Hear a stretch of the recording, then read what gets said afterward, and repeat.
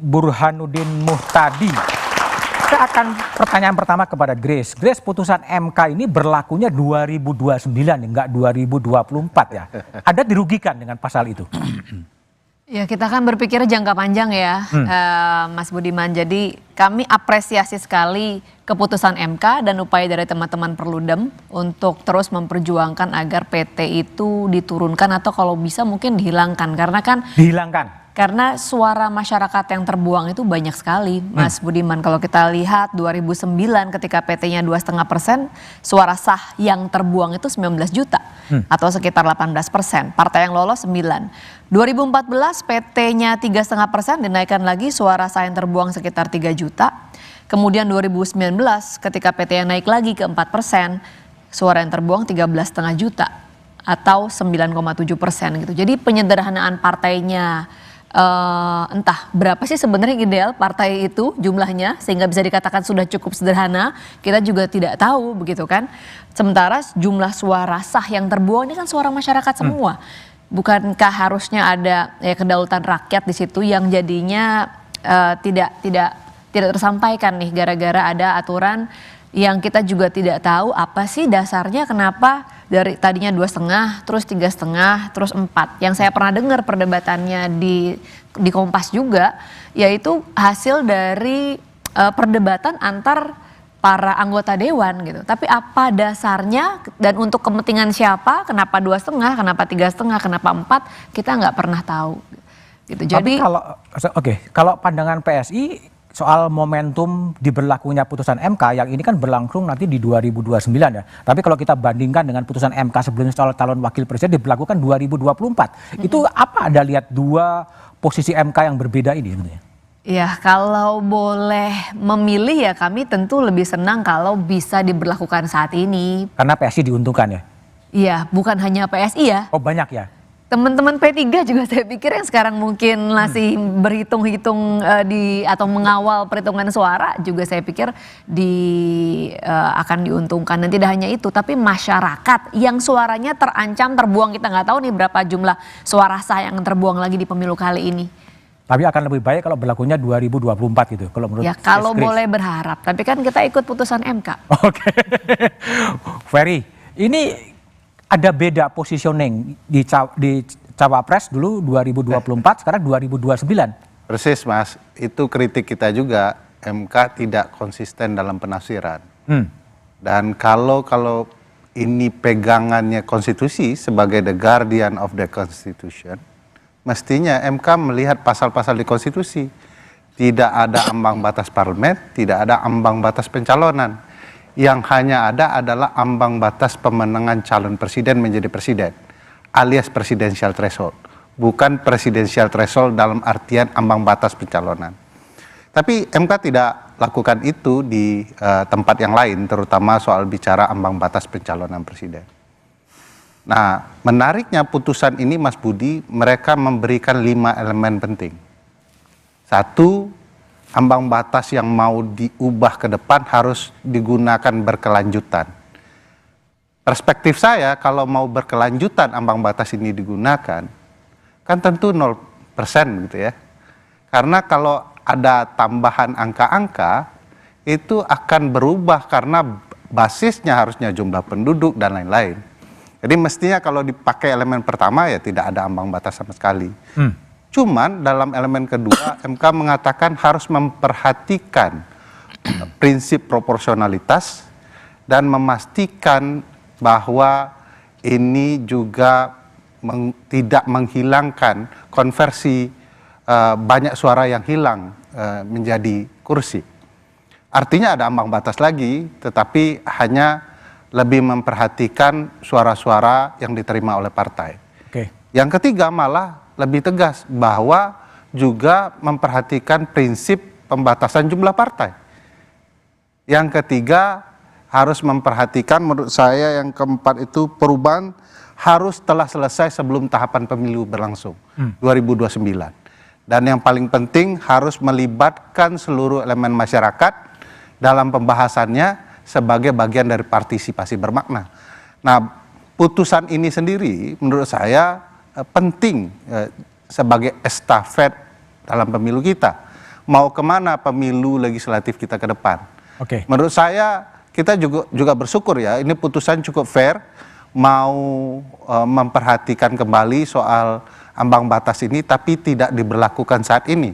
Karena kalau diberlakukan saat ini tanpa bermaksud apapun dengan partai-partai tertentu, tentu akan ada tuduhan ke MK ini dipergunakan dan diperuntukkan untuk partai-partai tertentu. Oke, baik. Nisa, jadi Perludem sebagai orang yang melakukan uji materi, sebetulnya targetnya ini diberlakukan kapan sih sebetulnya? Ya, sebetulnya kalau targetnya Mas, target kami adalah dari pada idenya. Karena gini, tadi misalnya disebutkan bahwa setiap kali ada revisi, pembahasan revisi Undang-Undang Pemilu, intensinya tuh selalu menaikkan angka parliamentary threshold. 2,5%, 3,5%, 4%. Tanpa ada rasionalisasi, misalnya dari 3,5% ke 4%, kenapa naiknya 0,5%? Atau misalnya ketika awal kenapa 2,5%? Apa yang menyebabkan naiknya seperti itu? Atau misalnya saat Bang Doli mungkin masih ingat, pasca 2019 kan ada upaya untuk merevisi Undang-Undang Pemilu.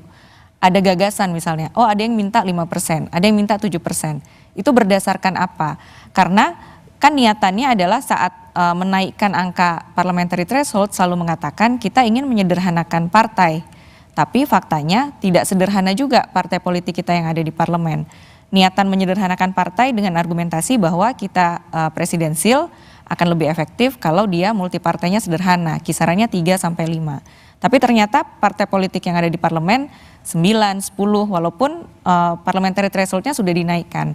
Nah, sehingga setelah kita mencoba mengkaji, sebetulnya ada rumusannya untuk menghitung angka ambang batas yang yang rasional tadi gitu. Nah, dalam melakukan advokasi melalui pembentuk undang-undang, baik itu DPR dan pemerintah, ya kami memahami bahwa variabel-variabel sistem pemilu ini pasti ada untung dan ruginya bagi setiap partai politik. Partai politik yang sudah mapan tentu ya percaya diri kalau ambang batasnya besar. Kalau misalnya menengah kecil ya akan lebih diuntungkan kalau kecil. Jadi perdebatannya kan lebih di situ. Makanya kami sebenarnya mendorong dalam permohonan ini adalah prinsipnya tadi harus ada penghitungan yang rasional sebetulnya. Makanya dalam permohonan ini kami tidak minta tidak minta secara spesifik berapa angkanya. Tapi rumusannya itu Mas yang kami tawarkan. Tapi berharap berlakunya memang 2029. Ya, karena sebetulnya permohonan ini kan sudah kami ajukan sudah agak lama ya. Jadi sebenarnya pada waktu itu pun kami minta putusannya bisa cepat, tapi itu ditolak sama Mahkamah Konstitusi untuk mempercepat proses persidangannya. Oke, baik. Kalau Burhan, dengan putusan MK yang baru sekarang diminta untuk direvisi tidak menjemput angka, siapa sebenarnya akan diuntungkan dengan revisi itu? Begini Mas Budiman, kita jangan melihat siapa diuntungkan, siapa dirugikan, tapi melihat pada value dan prinsip demokrasi yang harus dikedepankan. Dan kalau kita melihat demokrasi, prinsip utama salah satu yang harus kita kedepankan adalah pluralisme politik. Jadi demokrasi mengedepankan pada aspek keanekaragaman di tingkat masyarakat yang harus direpresentasikan di tingkat formal. Dan pada titik itu, logika parliamentary threshold yang awalnya dikedepankan dalam rangka memperkuat sistem presidensial, itu secara empirik sebenarnya tidak terlalu terbukti. Tidak terbukti. Tidak terbukti. Jadi argumen yang selama ini dikedepankan dengan meningkatkan PT adalah membuat sistem presidensial menjadi kuat karena aktor di parlemen menjadi berkurang. Jadi ada semacam proses penyederhanaan sistem kepartean. Coba kita cek. Tahun 99 itu ada 48 partai, tetapi tanpa ada threshold apapun dan yang mendapatkan kursi itu 20 partai. Tahun 2004 ada yang disebut dengan electoral threshold. Itu batas minimum bagi partai agar bisa ikut pemilu di pemilu berikutnya. Itu ada 24 partai yang ikut pemilu saat itu, yang lolos ET 2,5%, 3% itu 16 partai. Tahun 2009 peserta pemilu naik jadi 38, kemudian PT ya, bukan lagi ET tapi PT parliamentary threshold itu 9 partai yang lolos. Kemudian tahun 2014 peserta pemilu turun, yang lolos PT saat itu naik jadi 3,5%, justru malah 10 partai. Pemain barunya adalah Nasdem. Tahun 2019 peserta pemilunya 16, yang lolos PT dengan kenaikan menjadi 4%, itu menjadi 9. 2024 kurang lebih antara 9 sampai 9 partai. Artinya partai tidak berkurang meskipun parliamentary threshold dinaikkan. Itu satu. Yang kedua, kalau kita pakai sistem pemilu kita adalah proporsional, seharusnya logika dalam sistem proporsional adalah tidak ada suara hilang. Lain kalau kita pakai sistem distrik. Dalam sistem distrik atau majoritarian, itu the winner takes all. Jadi suara banyak sekali yang hilang. Nah, kalau misalnya terjadi ketidakcocokan antara sistem pemilu dengan sistem yang kita pakai terkait dengan peningkatan PT, kan nggak match. Nah, karena itu saya ingin mengacu pada pengalaman empirik. Ini studi komparatif ya. Coba saya lihat ya. Pertama, ada 17 negara yang secara strict menerapkan PT, parliamentary threshold, dan itu tidak ada formula yang baku. Ada seperti Belanda, PT-nya cuma 0,67%. Tapi ada negara seperti Turki, parliamentary threshold 10%, tinggi sekali. Tetapi kalau kita lihat mana yang paling banyak diterapkan, PT-nya tadi dari sisi magnitude itu antara 3 sampai 5%. 3 sampai 5%. Nah, Indonesia 4%. Jadi persis di titik tengah tadi. Nah, apa yang muncul perdebatan terkait dengan PT? Ada 4 isunya. Satu, prosentasenya, magnitude-nya, berapa persen. Yang kedua, lokasinya. Indonesia menerapkan PT di tingkat nasional. Tetapi kalau kita lihat pengalaman lain, itu bukan hanya PT di tingkat nasional. Ada yang di tingkat lokal, tingkat dapil.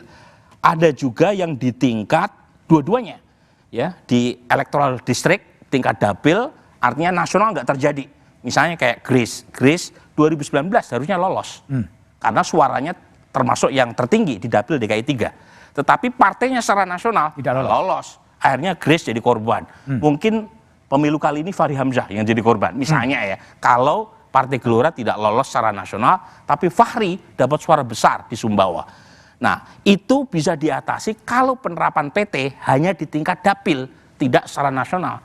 Kita di tingkat nasional, persis kayak level penerapan tingkat nasional di Jerman. Ada yang 2, nasional jalan, dapil jalan, itu di Swedia. Tapi lagi-lagi perdebatannya bukan hanya pada tingkat penerapan PT, nasional atau dapil, ada juga penerapan berkaitan dengan objek thresholdnya apa. Apakah partai ataukah koalisi? Oh, koalisi. Ada juga koalisi yang dikenain threshold. Tapi lagi-lagi kalau kita lihat pengalaman empirik tidak ada formula tunggal. Tergantung konstelasi politik dan dinamika politik di masing-masing negara. Nah sekarang pertanyaannya mana yang mau disepakati? Terutama buat partai besar yang lolos PT, tentu kan mereka punya kepentingan ya untuk mempertahankan status quo.